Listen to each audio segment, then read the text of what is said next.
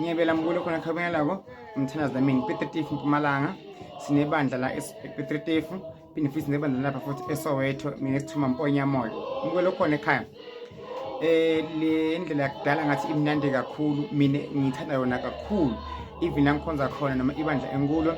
ngisangathi lingagcina kakhulu lomkhuleko noma kule ndlela ubukho komkhulu bethu libakhonza ngayo liyakudala naleya manje yinhle ngoba asichwense lutho futhi asibeki lutho emabala but mina singimsami ngifila ngathi sengithinta lezi amakhehla izingoma yonke into iyacaca yonke into iyakhanya nale nkonzo yamanje nayo iyakhanya kodwa ke phela kusho ukuthi umuntu yena ufila happy kuphi mbule ukhona ekhaya nengisiwona ngiyawuthanda kakhulu futhi umoya ngithanda kakhulu ukuphiliswa ngikhonza Esther Sophia Church in Zion and Reverend Dlamini yini lokukhuluma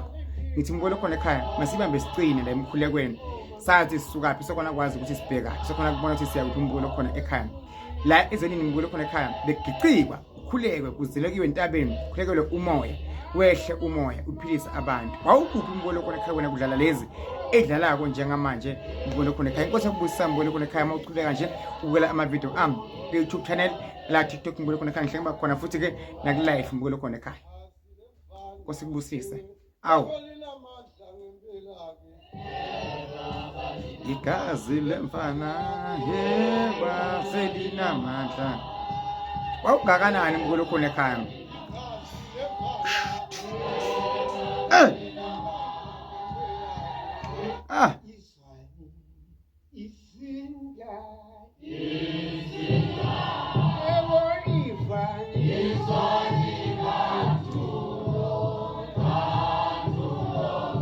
awu lo kwakusaphila abantu bemoya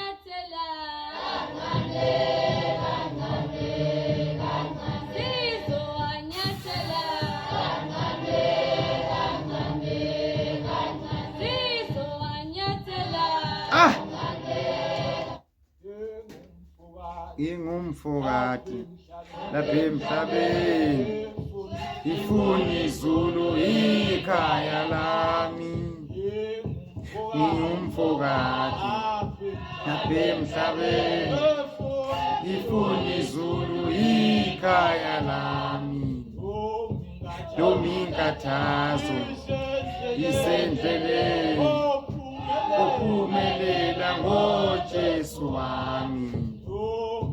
lominkathazo isendleleni uphumelela ngoJesu wami lominkathazo isendleleni uphumelela